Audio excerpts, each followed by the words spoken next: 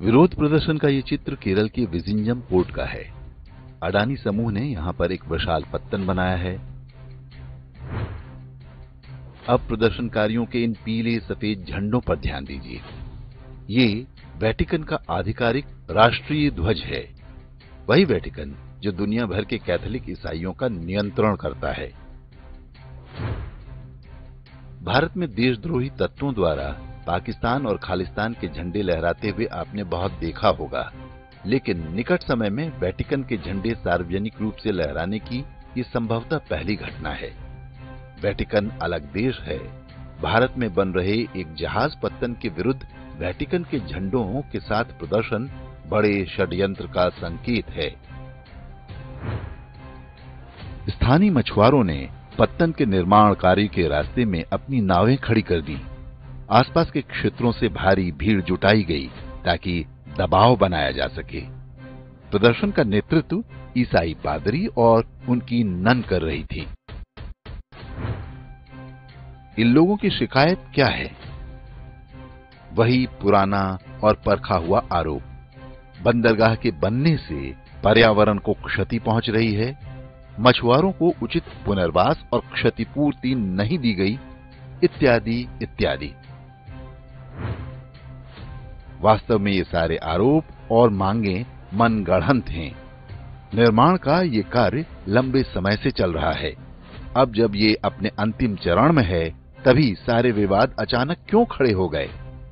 National green tribunal अर्थात NGT और सर्वोच्च न्यायालय में भी विजिंजम पत्तन के विरुद्ध याचिकाएं अस्वीकार हो चुकी हैं।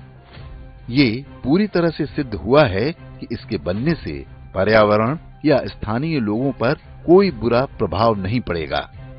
केरल उच्च न्यायालय ने प्रदर्शनकारियों की मंशा पर संदेह जताते हुए राज्य पुलिस से कहा है कि वो परियोजना को पर्याप्त सुरक्षा दे।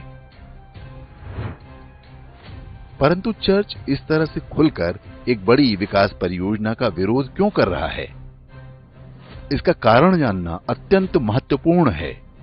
यदि आप इंटरनेट पर सर्च करेंगे तो विजिंजम प्रोजेक्ट के विरुद्ध दुष्प्रचार सामग्री की भरमार पाएंगे।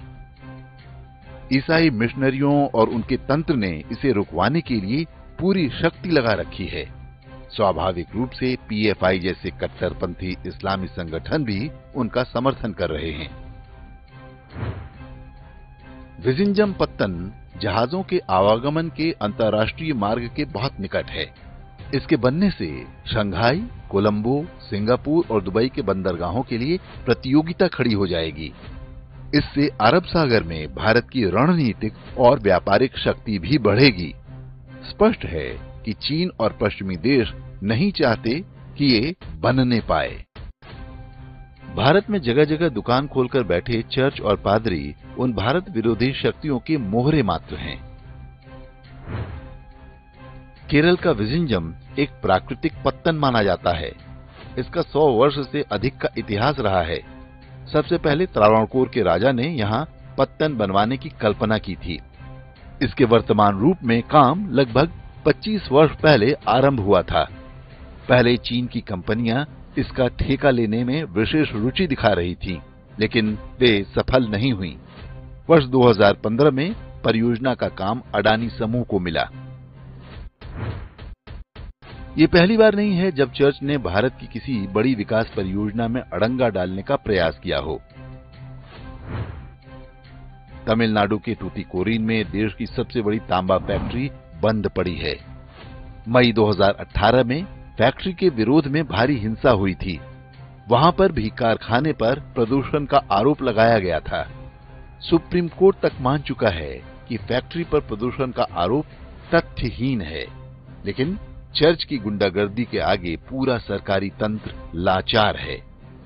इस पर हमारे वीडियो का लिंक आप डिस्क्रिप्शन और कमेंट में देख सकते हैं।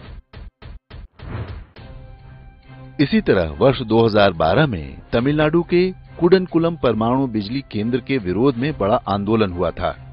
वहां भी चर्च लॉबी और उसके द्वारा पैदा किए गए कुछ पर्यावरण कार्यकर्ताओं की भूमिका सामने आई थी।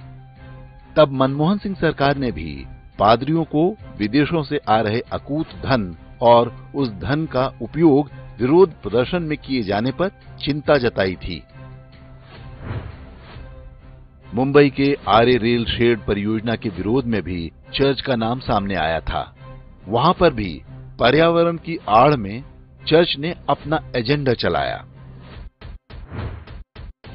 वास्तव में ईसाई धर्मांतरण गिरोह जानते हैं कि भारत को गरीब बनाए रखने में उनका हित है।